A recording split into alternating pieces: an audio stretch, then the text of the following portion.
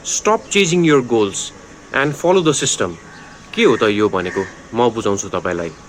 So हामीले के गरिरहेको हुन्छौँ कि हामीले टन्नै गोलहरू बनाइरहेको हुन्छौँ हाम्रो लाइफमा। जस्तै कि हामीलाई हाम्रो वेट घटाउनु पर्यो, अथवा हामीलाई हाम्रो बिजनेसलाई सक्सेसफुल बनाउनु पर्यो, अथवा अन्य टन्नै गोलहरू।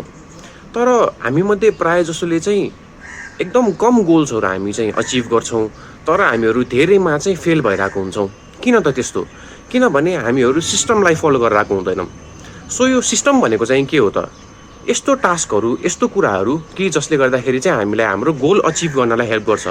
जस्तै कि फर इक्जाम्पल हामीले वेट घटाउनुको गोल लियौँ भने त्यसको लागि सिस्टमहरू के हो त? त्यसको लागि टास्कहरू के हो त?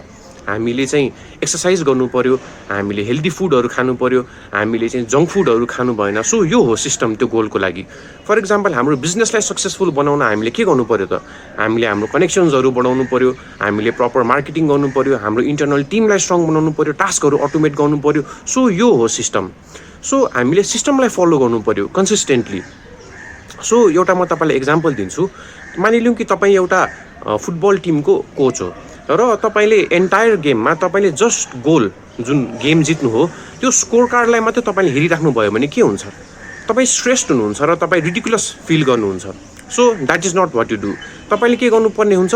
तपाईँले आफ्नो टिमलाई बेटर बनाउनु पर्ने हुन्छ एभ्री डे। तपाईँले आफ्नो ट्रेनिङलाई स्ट्रङ बनाउनु पर्ने हुन्छ। तपाईँले त्यो सिस्टमलाई फलो गर्नुपर्ने हुन्छ।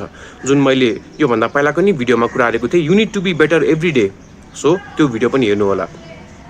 र एउटा कुरा याद राख्नुहोस् कि both winners and losers have the same goals. र इट्स ओन्ली अबाउट कि कसले सिस्टमलाई राम्ररी फलो गर्यो र त्यसमा कन्सिस्टेन्ट भयो। सो